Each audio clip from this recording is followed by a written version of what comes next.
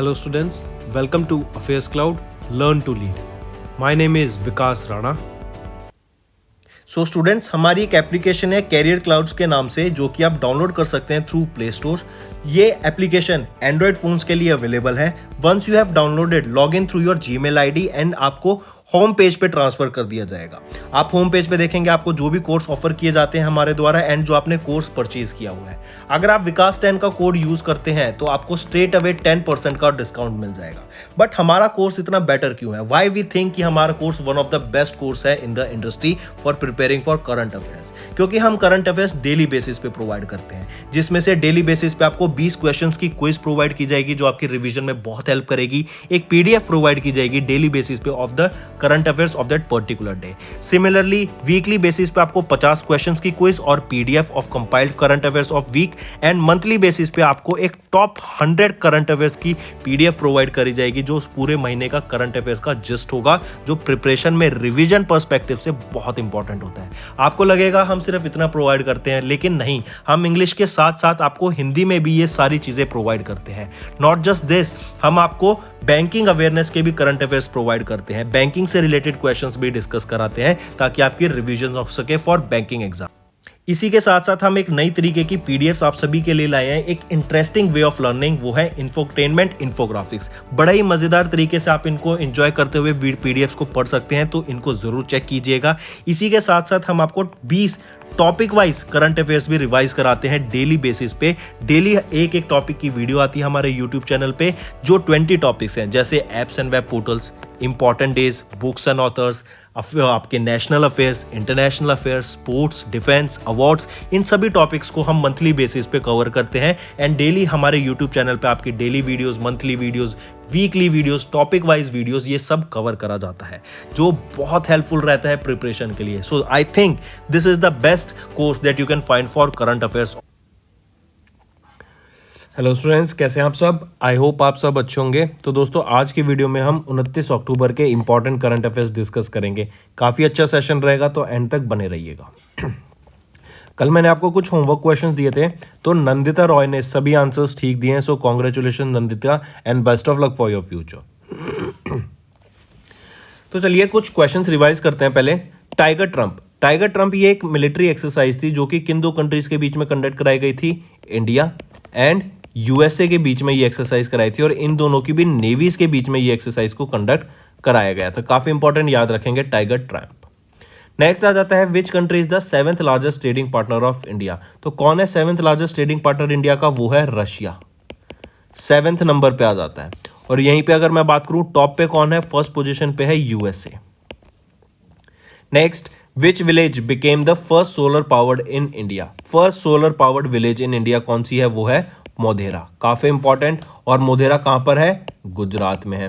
और गुजरात की बात करें तो क्या सारी हमें चीजें याद रखनी है? Global centre for traditional medicine, यहीं पे आपका गिफ्ट सिटी है, यहीं पे आपका 36वां नेशनल गेम्स हुए थे, यहीं पे स्टील स्लैग रॉड है, और यहीं पे आपका क्या है?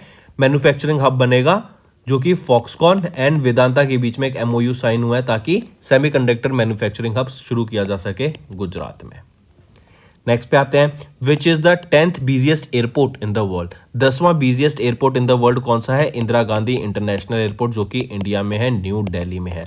इंदिरा गांधी इंटरनेशनल एयरपोर्ट का टारगेट है कार्बन न्यूट्रल बनने का 2030 तक, और अभी ये हाइड्रो एंड सोलर एनर्जी पे वर्क करता है। ठीक है। और जो वर्ल्ड का बिजिएस्ट एयरपोर्ट है, फर्स्ट पोजीशन पे आ जाता है, वो कहां पे है, किस कंट्री में? वो है यूनाइटेड स्टेट्स ऑफ अमेरिका में। Next, which institute one the national intellectual property award for 2021-22? वो है आईआईटी मद्रास। डायरेक्ट क्वेश्चन है, इंपॉर्टेंट, याद रखेंगे। आईआईटी मद्रास ने अभी नेशनल इंटेलेक्चुअल प्रॉपर्टी अवार्ड जीता है 2021-22 के लिए। नेक्स्ट आ जाता है वो पहला इंटरसिटी लॉजिस्टिक प्रोवाइडर कौन बना ऑन द ओएनडीसी नेटवर्क? अब ओएनडीसी नेटवर्क क्या होता है? सबसे पहले तो ये देख लेते हैं, हमने पढ़ चुके हैं इसके बारे में, open network for digital commerce. जैसे आपके फ्लिपकार्ट हो गई, अमेजॉन हो गई, सिमिलर तरीके का एक गवर्नमेंट के द्वारा ये ओएनडीसी नेटवर्क लॉन्च किया गया है, जिससे क्या होगा कि आप कोई भी, जैसे आर्टिशियन हैं या कोई भी वर्कर है या फिर कोई भी अपने प्रोडक्ट को लिस्ट करना चाहता है, यहाँ पर वो अपने प्रोडक्ट्स को लिस्ट कर सकता है। एंड ये पैन इंडिया मतलब ऑल ओवर इंडिया आपका इसका एक्सेस रहेगा। लोग यहाँ पर प्रोडक्ट्स को लिस्ट कर सकते हैं एज वेल एज बाय या सेल यहाँ से प्रोडक्ट को किया जा सकता है ईजिली। यहीं पर अगर मैं बात करूँ वो पहली एप्लीकेशन कौन सी थी जो यहाँ पे ONDC नेटवर्क पे लिस्ट की गई थी, वो थी आपकी पेटीएम मॉल। ठीक है, पेटीएम मॉल एप्लीकेशन वो पहली एप्लीकेशन थी जो कि ONDC नेटवर्क पर लिस्ट की गई थी। इसी के साथ साथ याद रखना है अभी जो पूछा जा रहा है कि which is the first intercity logistic provider to join the ONDC network, वो पहला इंटरसिटी लॉजिस्टिक प्रोवाइडर कौन सा है, वो है शिप रॉकेट। वो है शिप रॉकेट इंटरनेशनल, इस कंपनी का नाम याद रखेंगे। ये पहला लॉजिस्टिक प्रोवाइडर है to join the ONDC network. ये यहाँ पर जो डिजिटाइजेशन इंक्रीज हो रही है उसमें जो सेलर्स बढ़ रहे हैं उसके टायर 2 और टायर सिटीज 3 के लिए जो भी लॉजिस्टिक्स की जरूरत होगी वो शिप रॉकेट के द्वारा पूरी करी जाएगी। ठीक है, चलिए नेक्स्ट आ जाता है सिम्बेक्स। सिम्बेक्स ये एक्सरसाइज है जो कि किन दो कंट्रीज के बीच में कंडक्ट कराई जाती है, यहाँ से आप नाम से ही पढ़ सकते हैं, S Singapore India maritime bilateral exercise. तो ये जो एक्सरसाइज है ना ये आपकी 29th एडिशन है एक्सरसाइज का। ठीक है, किन दो कंट्रीज के बीच में, इंडिया एंड सिंगापुर के बीच में ये एक्सरसाइज कंडक्ट कराई जाती है। ठीक, और इसमें भी याद रखेंगे इन दोनों की नेवीज के द्वारा ये एक्सरसाइज को कंडक्ट कराया गया था। फिर जैसे मैंने बात किया ये 2 फेज में कंडक्ट कराई गई थी। एक फेज तो था हार्बर फेज, एक था सी फेज। हार्बर फेज की मैं बात करूं तो यह था विशाखापट्टनम आंध्र प्रदेश में, और यहाँ पे भी अगर लोकेशन पूछें कि ये एक्सरसाइज कहाँ पे हुई थी तो विशाखापट्टनम आंध्र प्रदेश लिखेंगे। हार्बर फेज पूछे स्पेसिफिकली तो विशाखापट्टनम आंध्र प्रदेश। लेकिन अगर सी फेज पूछ लें आपसे तो याद रखना बे ऑफ बंगाल में ये एक्सरसाइज कंडक्ट कराई गई थी, in the Bay of Bengal, जो कि सी फेज हुआ था यहाँ पर। ठीक, तो ये चीज़ याद रखेंगे। और एक चीज़ और, जो ये सिम्बेक्स एक्सरसाइज है 1994 में स्टार्ट की गई थी, जब इसका नाम क्या होता था, एक्सरसाइज लायन किंग इसको बोला जाता था। नेक्स्ट हम बात करेंगे most popular GI tag, geographical indication tag को most popular geographical indication tag दिया गया अभी फूड कैटेगरी में, किस चीज को, ये बताओ। वो है हैदराबाद हलीम। हैदराबाद हलीम को most popular geographical indication tag से सम्मानित किया गया इन द फूड कैटेगरी। एक चीज याद रखेंगे, इससे पहले इसको 2000 में भी सम्मानित किया गया था विद दिस टैग, लेकिन तब इसको जो टैग को 2010 में भी सम्मानित किया गया था हैदराबाद हलीम को with this most popular geographical indication tag, लेकिन वो फिर 10 साल के लिए था। 2019 में इसको खत्म हो गया था ये टैग। ठीक है, एक्सपायर हो गया था, तो अब 2022 में वापस से इसको दिया गया फॉर द नेक्स्ट 10 ईयर्स। ठीक, याद रखेंगे। नेक्स्ट है which film has one the best international film award at the Saturn awards 2022। वो है ट्रिपल आर आप ये मूवी का नाम है, राइज रोर एंड रिवॉल्ट। ये एक इंडियन तेलुगु फिल्म है। ये राजमौली जी डायरेक्टर रहेंगे इस फिल्म के। और याद रखेंगे ये 49th edition of the Saturn Awards के द्वारा इस अवार्ड को सम्मानित किया गया, जो कि लॉस एंजलिस कैलिफोर्निया में हुई थी। ठीक है, फिर एक चीज और याद रखेंगे, जो ये मूवी है ये सेकंड टाइम ऐसा हुआ है कि इस इंडियन फिल्म ने सैटर्न अवार्ड को जीता। इससे पहले SS राजमौली जी की ही मूवी थी बाहुबली द कंक्लूजन, जो सेकंड पार्ट था उसको भी सैटर्न अवार्ड से सम्मानित किया गया था। याद रखेंगे ये चीज। Alright, next. और अगर मैं बात करूं सैटर्न अवार्ड्स की, ये कब स्टैब्लिश किए गए थे, 1972 में। मूविंग ऑन, नेक्स्ट आ जाते हैं, a common app for the entire taxi industry will be launched by which government. A common app for the entire taxi industry, ये किसके द्वारा लॉन्च की गई है, गोवा गवर्नमेंट के द्वारा लॉन्च की जाएगी। इसी के द्वारा याद रखेंगे गोवा में ही साओ जाओ फेस्टिवल ऑब्जर्व किया जाता है, और यहीं पे national museum for customs and GST भी लोकेटेड है आपका। तो ये 2 चीजें आपको गोवा से रिलेटेड याद रखनी है।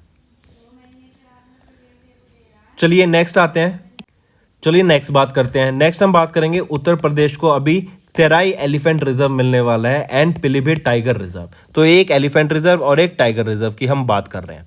ठीक है, काफी इंपॉर्टेंट, इसको याद रखेंगे। कहां पे मिलेगा, उत्तर प्रदेश में। ठीक है, इसी के साथ साथ अगर मैं बात करूं, ये जो तेराई एलिफेंट रिजर्व है ये आपका सेकेंड एलिफेंट रिजर्व होगा एंड उत्तर प्रदेश का सेकेंड एलिफेंट रिजर्व। और अगर मैं इंडिया की बात करूं तो ये इंडिया का 33rd एलिफेंट रिजर्व रहेगा। ऑलराइट फ्रेंड्स, याद रखेंगे। अगर मैं बात कर रहा हूं टेराई एलिफेंट रिजर्व की, जो कि प्रोजेक्ट एलिफेंट के अंडर लॉन्च किया गया, ये आपका सेकंड एलिफेंट रिजर्व रहेगा यूपी का, और 33rd एलिफेंट रिजर्व रहेगा इंडिया का। ऑलराइट, तो ये आपको याद रखना है। चलिए नेक्स्ट पे आते हैं। नेक्स्ट है, एक रिपोर्ट रिलीज की गई आपकी लैंसेट रिपोर्ट। ये आपका 7th एडिशन था लैंसेट रिपोर्ट का, जिसका नाम है Lancet countdown on health and climate change, health at the mercy of fossil fuels. अभी ये जो डाटा रिलीज किया गया ना इस रिपोर्ट में, वो बताया गया कि हीट वेव की वजह से इंडिया को 5.4% जीडीपी का लॉस हुआ इन 2021। अब आप ये 4.5% जीडीपी का और हीट वेव की वजह से क्यों लॉस हुआ होगा?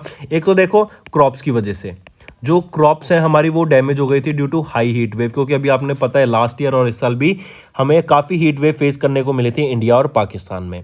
इसकी सेकंड रीज़न क्या रहा होगा कि जो हमारे वर्कर्स हैं, जब हीट वेव आएगी, जब गर्मी बढ़ जाएगी तो वर्कर्स भी एग्जॉस्ट होंगे और वो हाई टेम्परेचर एरियाज में वर्क नहीं कर पाएंगे इजीली, क्योंकि वो उनकी हेल्थ पर भी काफ़ी इशू रहेगा। तो ऐसी केसेस में जो आपके वर्कर आवर्स होते हैं, जो लेबर आवर्स होते हैं 2021 में, वो काफ़ी सफ़र किया, जिसकी वजह से जो प्रोडक्शन, अगर लेबर काम ही नहीं करेगी थी तो प्रोडक्शन कैसे होगी, और प्रोडक्शन नहीं होगी तो डेफिनेटली हमारी जीडीपी पे काफ़ी ज़्यादा असर पड़ेगा। तो इंडिया ने सफ़र किया in income loss of 5.4% of the GDP due to heat wave in 2021, ऐसा रिपोर्ट में रिलीज किया, जो कि 7th लैंसेट रिपोर्ट थी अभी जो हमने देखी। ठीक है, काफी इंपॉर्टेंट। फिर एक डाटा और याद रखना, 2000 से लेकर 2021 के बीच में जो हीट वेव की वजह से हमारी डेथ इंक्रीज हुई है वो है 55% से बढ़ गई हैं। इवन अब हम देखेंगे जो हमारी हीट वेव्स हमें देखने को मिलती हैं इंडिया में, वो बहुत ज़्यादा बढ़ गई हैं, ईयर ऑन ईयर ये इंक्रीज हो रही है due to climate change. Next हम बात करेंगे third advance estimate of areas and production of horticulture crops for the fiscal 2021-22। इस पर्टिकुलर रिपोर्ट में, जो कि Ministry of Agriculture and Farmers Welfare के द्वारा रिलीज की गई थी, third advance estimate of the area and production of various horticulture crop 2021-22 के लिए, इसमें बताया गया अ record area of 342.33 million tons are estimated to be produced in an area of 28.08 million hectares. मतलब इतने टन की हमें जो ग्रोथ चाहिए, हॉर्टिकल्चर फूड हो गया, आपके फ्रूट्स हो गए, आपकी सब्जियां हो गई, उतनी क्रॉप 342.33 मिलियन टन्स को ग्रो करने के लिए हमें अराउंड 28.08 मिलियन हेक्टेयर्स का लैंड चाहिए। और it shows an increase of 7.73 million turns, an increase of 2.3% over year on year. ठीक है, तो याद रखेंगे इसको भी। नेक्स्ट हम देख ही चुके हैं, शिप रॉकेट वो पहली इंटरसिटी लॉजिस्टिक प्रोवाइडर कंपनी बन चुकी है जिसने ओएनजीसी को ज्वाइन किया, और पहली एप्लीकेशन कौन थी? पेटीएम्स मॉल। नेक्स्ट आ जाता है, India can accelerate green investment of up to $12.1 trillion by 2050, ताकि वो अपना जो कार्बन न्यूट्रल का गोल है, उन्होंने टारगेट ईयर सेट किया 2070, उसको अचीव कर सके। अब ये क्या बात हुई कि हम जानते हैं कि इंडिया एक बहुत बड़ा कंट्री है, ठीक है, तो इंडिया में अगर हम इन्वेस्ट करना चाहते हैं और इंडिया को कार्बन न्यूट्रल बनाना चाहते हैं तो हमें 2050 तक, क्योंकि अब देखिए $12.1 ट्रिलियन तो अभी इंडिया की जीडीपी नहीं है, आने वाले 2-3 सालों में इंडिया को बोला जा रहा है कि वो $5 ट्रिलियन की इकोनॉमी अचीव करेगा। लेकिन आप ये समझिए ना, 25 साल बाद जो इन्फ्लेशन होगी, जो वैल्यू होगी, उसमें भी तो बहुत चेंज आएगा। तो इसीलिए ये बोला जा रहा है इंडिया एक्सेलरेट करेगा ग्रीन इन्वेस्टमेंट, और इंडिया को कम से कम $12.1 ट्रिलियन इन्वेस्ट करने पड़ेंगे बाय 2050, ताकि वो जो हमारे सिनेरियो है, हमारा जो एक एम रहेगा कार्बन न्यूट्रल बनने का, उसको अचीव कर सकें। और ये जो $12.1 ट्रिलियन होगा, ये 5.9% ऑफ द जीडीपी होगा उस टाइम पीरियड का। ठीक है, काफी इंपॉर्टेंट, याद रखेंगे। फिर याद रखना है, India has the capacity to create 287 gigatons of carbon space for the world if it increases its efforts to combat the climate change. Next, international news. Google की बात करें तो उन्होंने प्ले पास सब्सक्रिप्शन लॉन्च किया India में, और अभी इन्होंने ये क्रेडिट सिस्टम भी लॉन्च किया है कि गूगल क्रेडिट्स होंगे वो आपके, वो क्या है कि जैसे आप कहीं ट्रैवल कर रहे हैं, कहीं पर रिव्यूज़ डाल रहे हैं, तो उसके बेसिस पे आपको क्रेडिट्स प्रोवाइड किए जाएंगे, और वही क्रेडिट्स, वो गूगल प्ले क्रेडिट्स आप यूज़ कर पाएंगे किसी भी इन ऐप परचेज में, ताकि वहाँ पे आपको ऑफर मिल सके और उन पॉइंट्स को आप वहाँ पे रिडीम कर सके। दो काफ़ी कंट्रीज में ये अवेलेबल होगा, लेकिन स्टिल इंडिया में इसको अभी रिसेंटली लॉन्च किया गया on a large scale. Bangladesh, फिर बांग्लादेश की बात करें, इन्होंने 2 लोन एग्रीमेंट साइन किए worth $292 million with ADB for flood management. और यहीं पे याद रखेंगे, मैंने अभी बताया अडानी ग्रीन एनर्जी या फिर अडानी ग्रीन बांग्लादेश को इलेक्ट्रिसिटी सप्लाई करेगा। फिर हम बात करते हैं नाइट फ्रैंक की 16th द वेल्थ रिपोर्ट 2022 की। ये यहाँ पर इंडिया की क्या रैंक रही? Third in terms of billionaire population. मतलब इस रिपोर्ट में, जब वेल्थ रिपोर्ट में बताया जाता है कि कौन सी कंट्री में सबसे ज्यादा अमीर लोग रहते हैं, बिलियनियर रहते हैं, ठीक है, तो सबसे ज्यादा जो अमीर लोग रहते हैं वो रहते हैं यूएस में, उसके बाद चाइना आ जाता है, और फिर आ जाता है थर्ड नंबर पे India with the maximum number of billionaires. और इंडिया में भी अगर पूछा जाए तो मुंबई में सबसे ज़्यादा अमीर लोग रहते हैं, बिलियनर्स। इंडिया एंड नेपाल, इनके बीच में अभी एक एमओयू साइन किया गया on the supply of urea and DAP under government to government agreement. एक चीज और इस पे ध्यान देंगे, जब इंडिया और ये साइन किया गया था, ये रीजन क्या था इसका साइन करने का, क्योंकि तभी Russia and Ukraine war start हुई थी, और रशिया एंड यूक्रेन दो चीजों का one of the largest exporter माना जाता है। एक तो व्हीट का, ठीक है, जिससे आपने देखा होगा कि फूड इनसिक्योरिटी भी बहुत ज़्यादा क्रिएट की गई थी, और दूसरा आ जाता है आपके फर्टिलाइजर्स का। काफ़ी फर्टिलाइजर्स ऐसी चीज़ है जो कि आपके प्लांट्स को, आपके क्रॉप्स को ग्रो करने में मदद करता है, और इसीलिए हमने यहाँ पे देखा था कि एक शॉर्टेज देखने को मिली थी, और इसी रीज़न की वजह से एक government to government agreement sign किया गया था इंडिया और नेपाल के बीच में, एमओयू साइन करके, for the supply of urea and DAP. Even अगर आपने याद हो कि व्हीट के टाइम पे पहले था कि कोई भी व्हीट एक्सपोर्ट कर सकता है ऑल अराउंड द वर्ल्ड, और इंडिया में काफ़ी ज़्यादा डिमांड थी व्हीट की पूरी दुनिया से, लेकिन बाद में एक गवर्नमेंट के द्वारा ही एक रूल लाया गया कि कोई भी प्राइवेट प्लेयर दूसरी कंट्रीज को व्हीट एक्सपोर्ट नहीं करेगा, सिर्फ government of India he export करेगी जहां पे नेसेसरी होगा। नेक्स्ट, स्विस एयरलाइंस की बात करें, ये वो पहला एयरलाइन बन गया in the world to use the solar aviation fuel, mark this. Moving on, फिर बात करते हैं सस्टेनेबल डेवलपमेंट रिपोर्ट 2021 की। इंडिया की क्या रैंक रही यहाँ पे, 120, और फिनलैंड की first position sustainable development report. United nation environment assembly की बात करें तो 5.2 held in the hybrid form, कहाँ पे, नायरोबी कीनिया, और नायरोबी कीनिया में ही किसका हेडक्वार्टर होता है, यूनाइटेड नेशन एनवायरमेंट प्रोग्राम का। अगर कुछ हेडक्वार्टर्स देखें, जैसे यूएनईपी का भी हमने देखा Nairobi Kenya, United Nation Development Programme का कहाँ पर होता है, न्यूयॉर्क में, और यहीं पे किसका होता है, यूनाइटेड नेशंस का भी। फिर यूनेस्को की बात करें तो कहाँ पे हेडक्वार्टर होता है इसका, पेरिस, फ्रांस में। अगर यहीं पे आपसे पूछा जाए हेडक्वार्टर बताओ, वर्ल्ड हेल्थ ऑर्गेनाइजेशन और WHO हो गया, इसके बाद बता दो हेडक्वार्टर आपका IMF, वर्ल्ड बैंक, ठीक है, इनके हेडक्वार्टर बताओ, और इंटरनेशनल लेबर ऑर्गेनाइजेशन, इनके भी हेडक्वार्टर बताओ। 2 मिनट सोचो और फिर नीचे लिख के रखो, देन वी विल आंसर। तो क्या रहेगा, WHO का हेड जिनेवा स्विट्जरलैंड में। IMF और वर्ल्ड बैंक का हेडक्वार्टर कहां पर है, वॉशिंगटन DC में। ILO इंटरनेशनल लेबर ऑर्गेनाइजेशन का हेडक्वार्टर कहां पे रहेगा, बहुत इजी आंसर है, ये भी आपका स्विट्जरलैंड में ही है, लेकिन कहां पर, जरा बताओ कहां पर है स्विट्जरलैंड में, ये भी जिनेवा में ही है, ठीक है। इंटरनेशनल लेबर ऑर्गेनाइजेशन का हेडक्वार्टर जिनेवा स्विट्जरलैंड में, WHO का भी यहीं पर है। ऑलराइट, चलिए नेक्स्ट, फिर आ जाते हैं 2022 के मोबाइल वर्ल्ड कांग्रेस की, जो कि बार्सिलोना स्पेन में हुई थी। It was focused on 5G and economic recovery. अगर 5G की बात करें तो आपने देखा भी प्राइम मिनिस्टर नरेंद्र मोदी जी के द्वारा 5G को लॉन्च किया गया। सबसे ज़्यादा जो पहली, या फिर देखा जाए तो पहली कंट्री, वो पहली ऑपरेटर कंपनी कौन सी बनी जिन्होंने 5G को लॉन्च किया, वो है एयरटेल। सबसे ज़्यादा बिडिंग स्पेक्ट्रम को, 5G स्पेक्ट्रम की जो रेंज होती हैं उसको बाय करने के लिए जो सबसे ज़्यादा बिड देखने को मिली, कुछ 88,000 करोड़ रुपीज़ की, वो किसके द्वारा देखने को मिली थी, रिलायंस जियो के द्वारा देखने को मिली थी। अडानी ग्रुप ने भी यहाँ पे काफ़ी पैसा लगाया टू बाय दिस स्पेक्ट्रम्स, ठीक है। Next, United Arab Emirates UAE, इसको फाइनेंशियल एक्शन टास्क फोर्स की ग्रे लिस्ट में लाया गया। ग्रे लिस्ट क्या होता है कि वो लिस्ट जो कि टेरर फाइनेंस करती है, उन कंट्री को इस लिस्ट में डाला जाता है। और FATF के जो प्रेसिडेंट हैं वो कौन रहेंगे, T राजा कुमार, और ये पहले सिंगापुरियन है जिनको इस पोस्ट पे अपॉइंट किया गया to the president of FATF।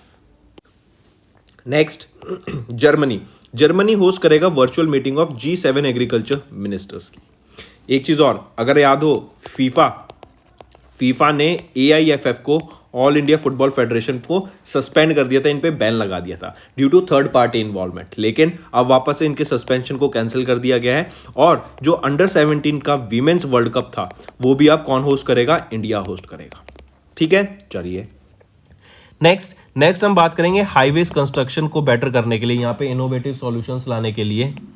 अब देखो, हमें कंस्ट्रक्शन करनी है हाईवेज की, तो डेफिनेटली अब जैसे हमने बात की अभी कि हीट वेव्स आ रही हैं, ठीक है, जिससे क्या टेम्परेचर बढ़ रहा है, तो जो इस कंडीशन में काम करने का सिनेरियो होगा वो भी डिफिकल्ट हो जाएगा।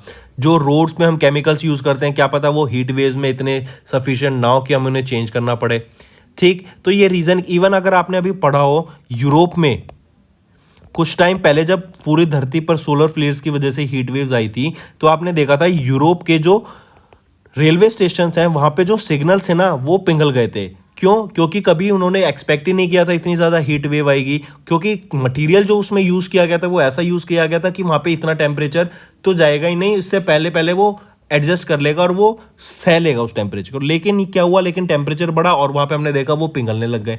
तो ऐसे ही जो हमारे रोडवेज हैं, जो हमारे हाईवेज हैं, उनको अप टू द मार्क एक ए ग्रेड क्वालिटी का बनाने के लिए नई नई, अब जैसे कोई भी रिसर्च करते हो आप, जैसे पहले फ़ोन यूज़ करते थे, जब रिसर्च एंड डेवलपमेंट थोड़ी स्टार्ट हुई थी फ़ोन्स में, तो आप अपने क्वार्टी पैड वाले फ़ोन यूज़ करते थे।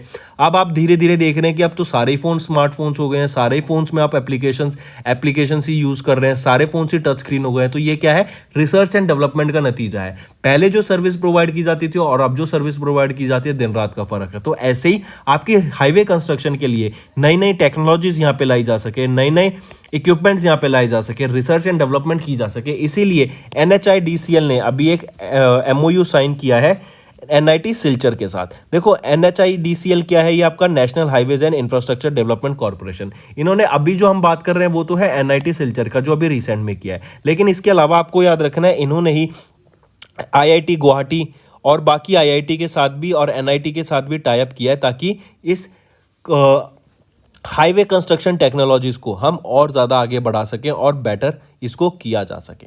ऑलराइट, तो याद रखेंगे ये जो MOU साइन किया गया है NHIDCL के साथ, अभी रिसेंटली किसके साथ किया गया है, NIT सिलचर के साथ। लेकिन इसी के साथ साथ जैसे मैंने आपको बताया, आपको याद रखना है, इसके अलावा भी NITs, IIT कानपुर वगैरह ऑर्गेनाइजेशन के साथ इन्होंने MOU साइन करा है। ठीक है, जैसे NIT Agartala, NIT Srinagar, IIT Patna, IIT Kanpur, IIT Roorkee, CSIR के साथ भी उन्होंने टाई अप करा, ताकि रेलवे इसको हाईवेज कंस्ट्रक्शन को, हम हाईवे इंफ्रास्ट्रक्चर को और बेटर कर सके और इनोवेटिव सॉल्यूशंस यहाँ पे लाए जा सके। नेक्स्ट पर आते हैं, हमने बात की सिम्बेक्स की। सिम्बेक्स क्या था, ये 29th edition of this exercise थी, सिंगापुर और इंडिया के बीच में हुई थी। कहाँ पर हुई थी, विशाखापट्टनम आंध्र प्रदेश में हुई थी, अगर हार्बर फेस पूछा जाए, और सी फेस पूछ ले तो बे ऑफ बंगाल में हुई थी। ठीक, याद रखेंगे इसको। और इससे पहले हमने क्या देखा था, 1994 में इसका नाम क्या था, एक्सरसाइज लायन किंग के नाम से इसको जाना जाता था। नेक्स्ट आ जाते हैं, India per capita GS missions, ये फार बिलो है वर्ल्ड एवरेज के एज पर UNEP रिपोर्ट। ये एक तो पहले इसको देख लेते हैं, GCG क्या है, ये आपका ग्रीन हाउस गैस एमिशंस। ठीक है, अगर इसके बारे में पढ़ें, एक रिपोर्ट रिलीज की गई यूनाइटेड नेशन एनवायरनमेंट प्रोग्राम, जिसका हेडक्वार्टर नायरोबी कीनिया में है। इन्होंने रिपोर्ट रिलीज की जो थी emission gap report 2022 the closing window, 2020 की ये रिपोर्ट है। इसके हिसाब से बताया गया कि जो इंडिया का per capita green house gas emissions है ना, वो 2.4 टन कार्बन डाइऑक्साइड इक्विवेलेंट के हिसाब से है। मतलब 2.4 टन एक आदमी इंडिया में कार्बन डाइऑक्साइड को रिलीज करता है। लेकिन वहीं पे अगर मैं वर्ल्ड एवरेज की बात करूं, वो है 6.3 टन कार्बन डाइऑक्साइड। वहीं पे अगर मैं यूनाइटेड स्टेट्स की बात करूं, तो जो GHG एमिशंस हैं वो है 14 टन कार्बन डाइऑक्साइड के।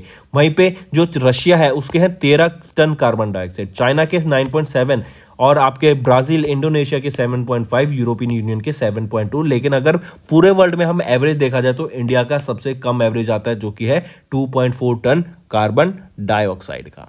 ठीक है, काफी इंपॉर्टेंट। छत्तीसगढ़ गवर्नमेंट, इन्होंने 2 MOU साइन किए for establishing dung based power plants and food irradiation facility. Dung based मतलब जो आपका वेस्ट होता है, ठीक है, उसके लिए 2 पावर प्लांट स्टार्ट किए। फिर ऑपरेशन गंगा क्या था, जो कि गवर्नमेंट ऑफ इंडिया के द्वारा लॉन्च किया गया था। ये एक इवैक्यूएशन मिशन था यूक्रेन में। हम जानते हैं जब रशिया ने यूक्रेन पर अटैक किया, तो जो यूक्रेन में इंडियंस फंसे हुए थे, उनको वापस इंडिया लाने के लिए जो मिशन लॉन्च किया गया था, उसको ऑपरेशन गंगा बोला गया था। और यहाँ पे एयर इंडिया का प्लेन यूज किया गया था। Then NLP, National Logistics Portal, will be integrated with Unified Logistics Interface Platform to make multi-modal logistics ecosystem. Centre ने कॉन्स्टिट्यूट की एक हाई लेवल टास्क फोर्स को to analyse the impact of sanctions against Russia. काफ़ी पुरानी news है, लेकिन still आपको पता होना चाहिए।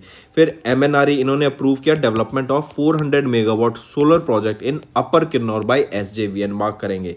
इसी के साथ साथ हम अडानी ग्रुप की बात करते हैं। इनके द्वारा एक first of its kind and one of the largest hybrid power project launch किया, जो कि 660 मेगावाट ऑफ एनर्जी को जनरेट करेगा। और ये जो हाइब्रिड पावर प्रोजेक्ट है, ये आपकी wind energy and solar energy को ट्रैप करेगा, मतलब इनसे एनर्जी जनरेट करेगा।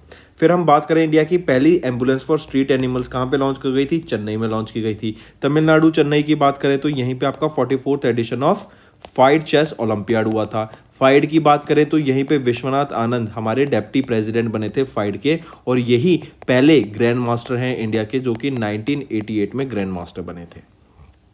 नेक्स्ट, तमिलनाडु के चीफ मिनिस्टर, इन्होंने नान मुथावलन उलगाई वल्लम अलियाई तमिलगम, ये एक स्किल डेवलपमेंट स्कीम थी जो कि स्टूडेंट्स के लिए लॉन्च की गई थी। और यहीं पे याद रखेंगे जो तमिलनाडु के चीफ मिनिस्टर हैं कौन है, MK स्टालिन, इनके द्वारा एक ब्रेकफास्ट स्कीम भी लॉन्च की गई है गवर्नमेंट स्कूल के बच्चों के लिए, ताकि प्री प्राइमरी स्कूल के जो गवर्नमेंट स्कूल के बच्चे हैं वहां पर उनको ब्रेकफास्ट भी प्रोवाइड किया जा सके। It is similar to that of a mid day meal scheme.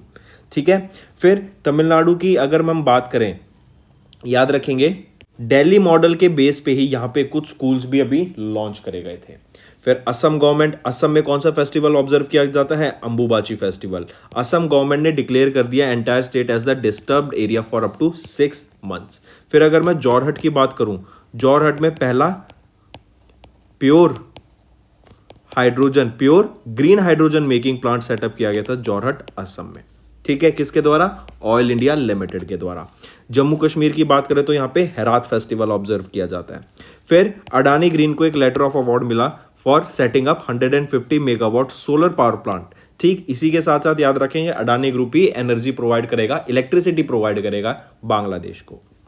Google and ministry of electronics information and technology ने भी पार्टनर किया to train 100 Indian startups to build high quality global applications and games under AppScale academy, ये भी mark करेंगे।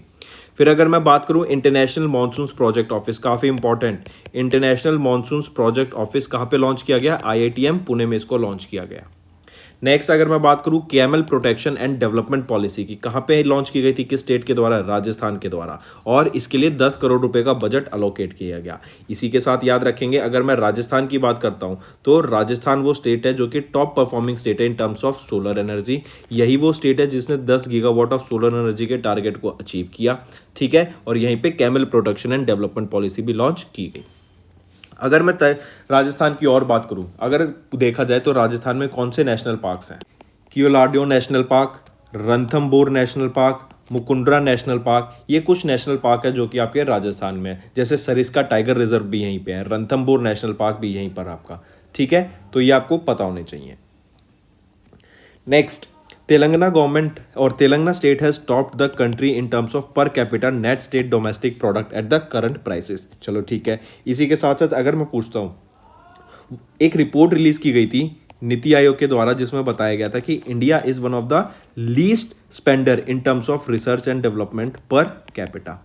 ठीक है, per capita के हिसाब से देखा जाए तो इंडिया सबसे कम रिसर्च एंड डेवलपमेंट में अमाउंट स्पेंड करता है। लेकिन फिर इसके बाद एक policy I, research and development policy, उसको अपनाने वाली स्टेट कौन सी बनी थी, कर्नाटका। और यही क्वेश्चन ट्विस्टेड फॉर्मेट में कैसे पूछा जाएगा कि वो कौन सी स्टेट है इंडिया की जो कि बेस्ट है फॉर रिसर्च एंड डेवलपमेंट, वो भी आपकी कर्नाटका ही रहेगी। अगर पूछा जाए टेक्नोलॉजी हब 2.0 कहाँ पे लॉन्च किया गया था, ये आपका तेलंगाना हैदराबाद में लॉन्च किया था। रीजन क्या था, ताकि एक इकोसिस्टम बूस्ट मिल सके स्टार्टअप इकोसिस्टम को, और यहाँ पे कुछ 2000 से ज्यादा स्टार्टअप को इंक्यूबेशन प्रोवाइड की जाएगी।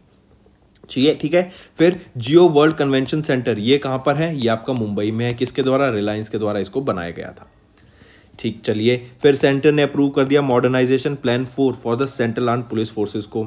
रिलायंस इंडस्ट्रीज की बात करें, इन्होंने कंट्री का largest business commercial commerce and cultural hub खोला, कहां पर, मुंबई में। इंडिया का पहला floating storage and regasification unit की बात करें जिसका नाम है हॉक जाइंट, ये कहां पर अराइव करता है, जयगढ़ टर्मिनल महाराष्ट्र में। काफी इंपॉर्टेंट, इसको मार्क करेंगे।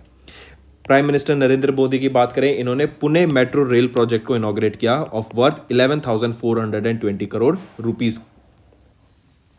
नेक्स्ट हम पढ़ेंगे IRDAI के द्वारा। देखो आज IRDAI के द्वारा ना 2 कमेटी सेटअप की गई हैं, दोनों को पढ़ते हैं।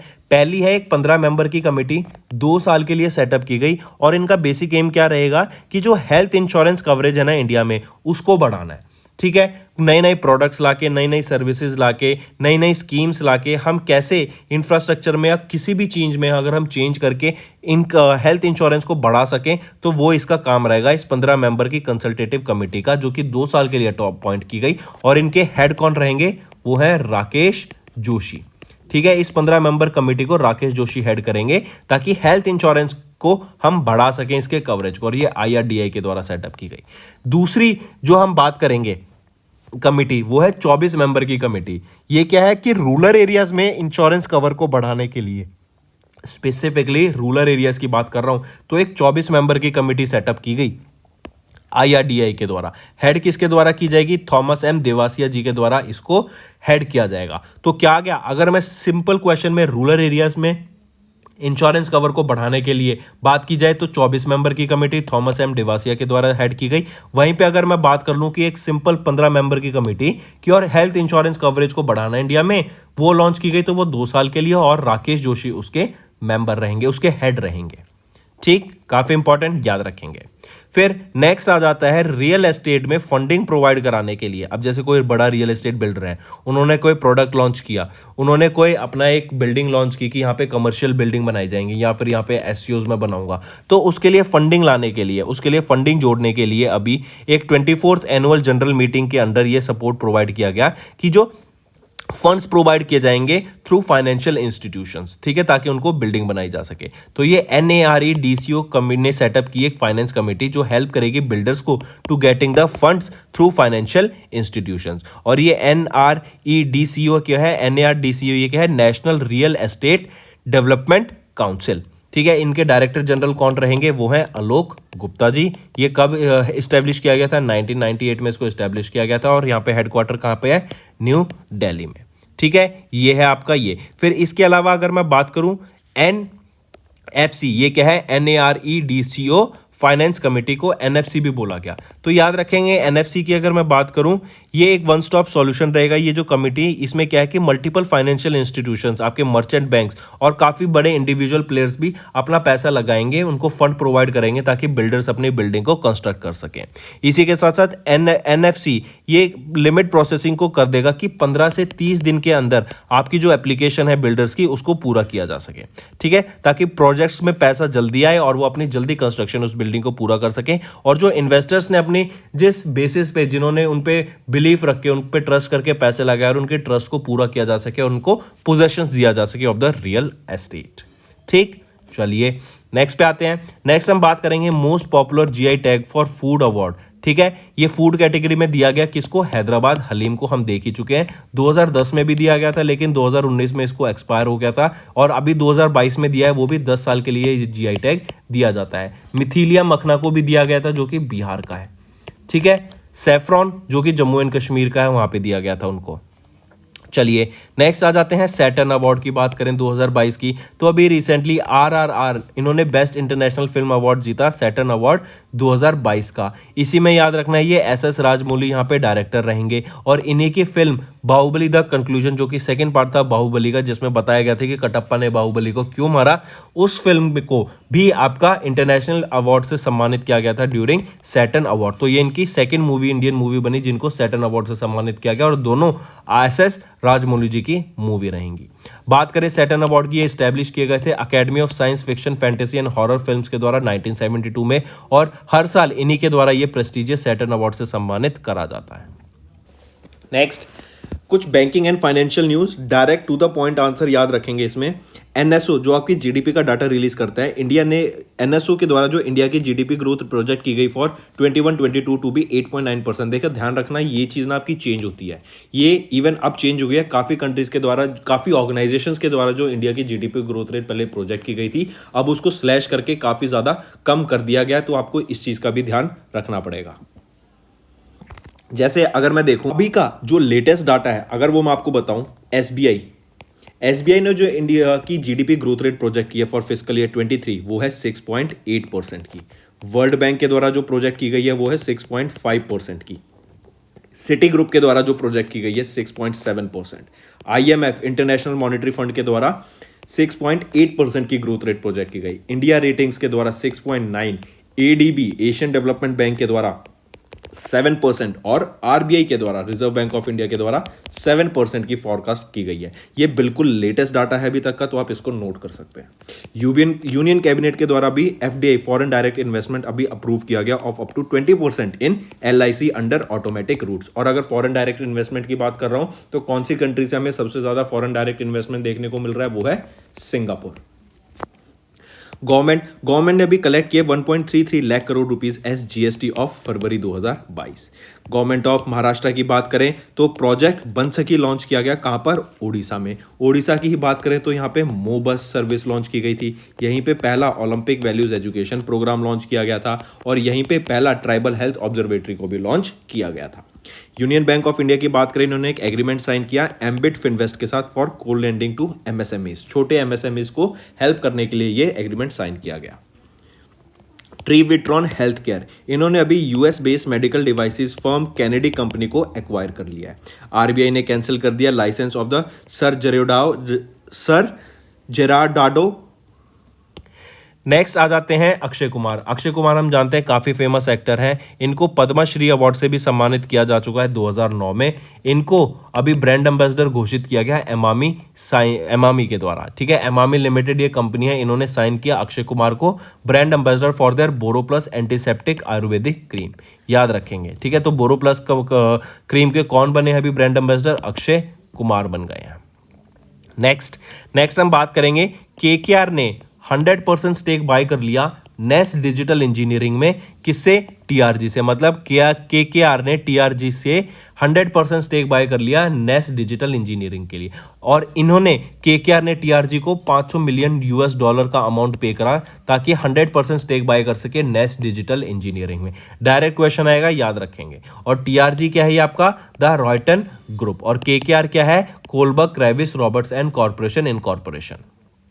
नेक्स्ट हम बात करेंगे एक ऐसी टेक्नोलॉजी का, जैसे अगर मान लो आपका देखा है कि आपने जापान में कभी भी भूकंप आता है तो वहाँ पे बहुत ज़्यादा इफेक्ट होता है। और वहाँ पे जो मोस्ट ऑफ द बिल्डिंग्स है वो ऐसी बनाई जाती हैं जो आपकी अर्थक्वेक प्रोन होती है। उनके नीचे एक ऐसा इंफ्रास्ट्रक्चर बनाया जाता है, अगर वहाँ पे अर्थक्वेक आता है तो वो नीचे बिल्डिंग अपने आप थोड़ा सा हिल जाती हैं, जिससे क्या होता है जो वाइब्रेशन होते हैं वो एब्जॉर्ब कर लेती है नीचे बिल्डिंग, और ऊपर वाली बिल्डिंग को ज़्यादा इफेक्ट नहीं आता है।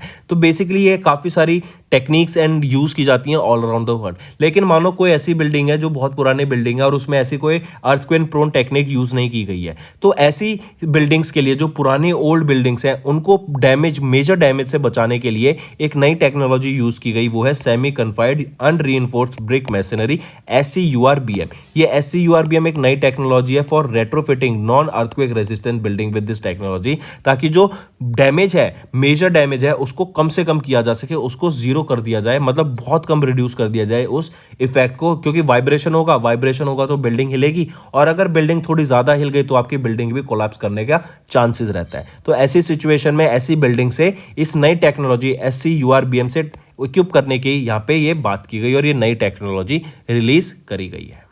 चलिए नेक्स्ट पे आते हैं। Delhi university celebrating 100 glorious years. ये एक बुक है जो कि हरदीप सिंह पुरी जी के द्वारा launch as well as author की गई है। काफी इंपॉर्टेंट, रूपा पब्लिकेशन इंडिया के द्वारा इसको पब्लिश किया गया। और यहाँ पे काफी सारे 15 ऐसे एल्यूमिनाई हैं जो काफ़ी फेमस एल्यूमिनाई हैं दिल्ली यूनिवर्सिटी के, उनके द्वारा यहाँ पे कुछ अपने व्यूज़ कॉन्ट्रीब्यूशंस भी दिए गए हैं। जैसे मीनाक्षी लेखी जी, मीनाक्षी गोपीनाथ जी, शशि थरूर, आपके विवेक डोबराय, इम्तियाज़ अली हो गए, अमिताभ बच्चन जी हो गए, किरण रिजिजू जी हो गए।